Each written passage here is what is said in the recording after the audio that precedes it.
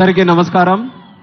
నవ్యాంధ్రప్రదేశ్ నిర్మాత, మనందరి అభిమాన నాయకుడు, భావితరాల తెలుగు ప్రజల భవిష్యత్తుని నిర్ణయించేటటువంటి నాయకుడు ఈరోజు మన బుడగట్లపాలెం గ్రామం వచ్చి ఈ కార్యక్రమానికి ఎంత పండగ వాతావరణం తీసుకొని వచ్చినటువంటి రాష్ట్ర ముఖ్యమంత్రి వర్యులు చంద్రబాబు నాయుడు గారు, వేదికను అలంకరించిన అతిరథ మహారథులు, ప్రజాప్రతినిధులు, ఇటు భారతీయ జనతా పార్టీ, జనసేన, తెలుగుదేశం నుంచి విచ్చేసినటువంటి నాయకులు, అలాగే బుడగట్లపాలెం గ్రామ సోదర సోదరిమల్లు, మత్స్యకారు సోదర సోదరిమల్లు అందరికీ కూడా నా హృదయపూర్వకమైనటువంటి నమస్కారాలు తెలియజేసుకుంటున్నాను.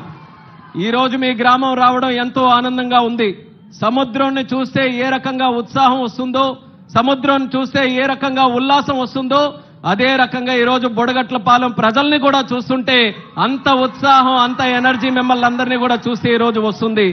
అలాగే చంద్రబాబు నాయుడు గారిని ఈరోజు చూస్తుంటే అదే ధైర్యం, అదే నమ్మకంతో ఈరోజు మన ప్రజలకి చేస్తున్నటువంటి కార్యక్రమాలు మనందరికీ ఎప్పటికీ కూడా ఆశీర్వాదం అనేది కూడా తెలియజేసుకుంటున్నాను. మరి అటువంటి నాయకుడు మొన్ననే 75 సంవత్సరాలు పూర్తి చేసుకున్నాడనంటే నమ్మశక్యంగా ఎవరికి కూడా లేదు. మాకంటే చిన్న వయసులో ఉన్నటువంటి నాయకుడిగా ఈ రాష్ట్రం కోసం అహర్నిశలు కష్టపడుతూ రాత్రనక పగలనక దేశ విదేశాలకి కూడా వెళ్ళి ఆంధ్రప్రదేశ్ రాష్ట్రాన్ని నెంబర్ 1 గా తయారు చేయాలని కంకణం కట్టుకొని మరి పనిచేస్తున్నటువంటి వ్యక్తి మన నారా చంద్రబాబు నాయుడు గారని తెలియజేసుకుంటున్నాను. అటువంటిది ఆ రోజు ఎన్నికల ముందు మనందరికీ హామీ ఇచ్చాడు, మత్స్యకారులకి హామీ ఇచ్చాడు. మీరు ఏదైతే మత్స్యకారులు ఉన్నారో 10,000 ఉన్నటువంటి మత్స్య వేట నిషేధ భృతి ఏదైతే ఉందో అది 20,000 చేస్తామని చెప్పి మాట మీద నిలబడి 1,30,000 మందికి 20,000 చొప్పున ఈ రోజు 280 కోట్ల వరకు రిలీజ్ చేస్తున్నటువంటి ప్రభుత్వం మన కూటమి ప్రభుత్వం అనేది కూడా తెలియజేస్తున్నాను. మత్స్యకారులు గత ప్రభుత్వంలో ఏ రకంగా అన్యాయం చెందారో అనేది ఒక్క ఉదాహరణ మనం తీసుకొని అంటే తడ నుంచి ఇచ్చాపురం వరకు మనకు ఉన్నటువంటి తీర ప్రాంత జిల్లాల్లో ఒక్క అసెంబ్లీ సీటు కూడా విడిచిపెట్టకుండా కూటమి ప్రభుత్వాన్ని గెలిపించారనంటే మత్స్యకారులు చంద్రబాబు నాయుడు గారి మీద, పవన్ కళ్యాణ్ మీద, అలాగే నరేంద్ర మోదీ గారి మీద ఎంత అభిమానంతో ఉన్నారో ఈరోజు మనందరికీ కూడా తెలుస్తుంది. ఆ నమ్మకాన్ని నిలబెట్టుకోవాలని ఈరోజు వేట నిషేధ భృతి పెంచారు. అలాగే జియో 217 ఏదైతే మత్స్యకారుల దగ్గర ఉన్నటువంటి చెరువులు లాక్కోవాలని గత ప్రభుత్వం ఒక పన్నాగం చేసిందో దాన్ని కూడా తిప్పికొడుతూ ఆ జీవోను కూడా రద్దు చేసి తిరిగి మత్స్యకారులకి వాళ్ళ హక్కులు ఇచ్చే ప్రయత్నం మన కూటమి ప్రభుత్వంలో చేసిందని తెలియజేస్తున్నాను.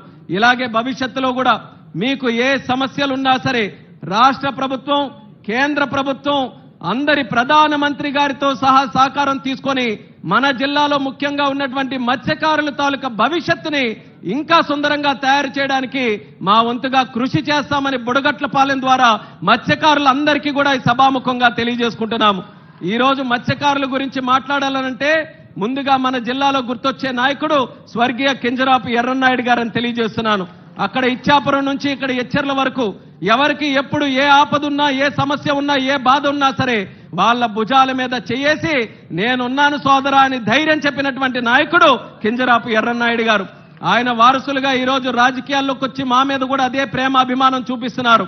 ఎలా అంటే ఈరోజు చిన్న వయసులో, అతి చిన్న వయసులో కేంద్ర మంత్రిగా అవకాశం వచ్చిందనంటే అది ప్రజలు మీరు చూపిస్తున్నటువంటి ఆశీర్వాదం, అలాగే దేవుడిలాగా చంద్రబాబు నాయుడు గారు ఇచ్చినటువంటి ఆశీర్వాదం వల్ల ఈరోజు ఉత్తరాంధ్ర శ్రీకాకుళం జిల్లా నుంచి ఒక కేబినెట్ మినిస్టర్గా ఈరోజు కేంద్రంలో నాకు కూర్చోబెట్టారు. మత్స్యకార మినిస్టర్ మన శ్రీకాకుళం జిల్లాకి ఇచ్చారు.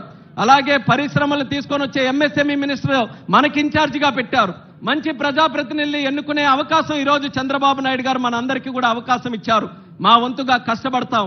ఎందుకనంటే విని విని విని విని కూడా చెవుళ్ళు ఈరోజు నొప్పెడుతున్నాయి. శ్రీకాకుళం జిల్లా అంటే వెనకబడిందని మార్చాలి, తలరాతలు మారాలి.